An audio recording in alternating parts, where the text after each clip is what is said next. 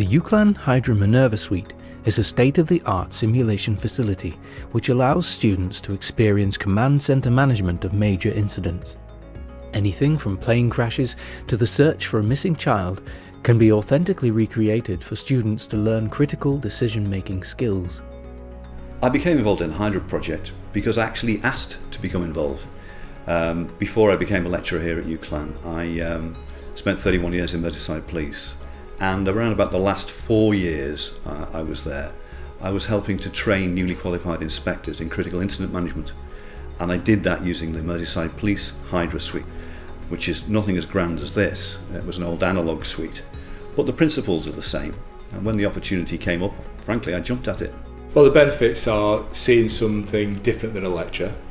Everybody's involved. I've run this, 60 times since last November.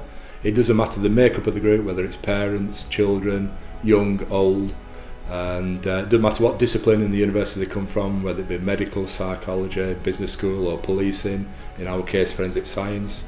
They all get engaged. It really encapsulates them. They feel part of a team. Doing the scenario then, I didn't realise how much pressure it puts on you all. Like, you all have set roles, you all have to think fast.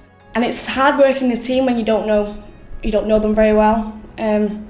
I was the one who was typing all the information up, and everyone was shouting information at me and then trying to get their opinions through. And it's hard writing it all down, and then you getting all your words mixed up and it doesn't make sense, you have to delete it all. And then I think right from the start I was very conscious of people assuming roles in the group.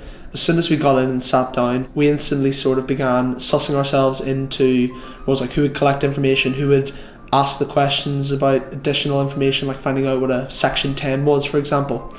And once we'd done this, then we each sort of focused on one little scenario out of the 6 we were given.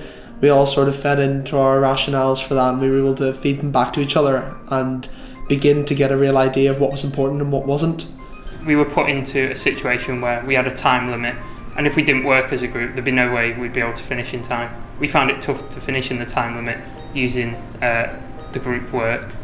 Also, the kind of information you're given, there's quite a lot to take on, so not one person will be able to finish that themselves, and so you need to work together. Good communication was vital. You realise what sort of situations the police are put in and how stressful it can be trying to decide what situations are more important than some of the others, and you go through the decision-making process that they must have to go through, and you give them very limited information sometimes, so it is difficult to try and make those decisions. I see the project going from strength to strength.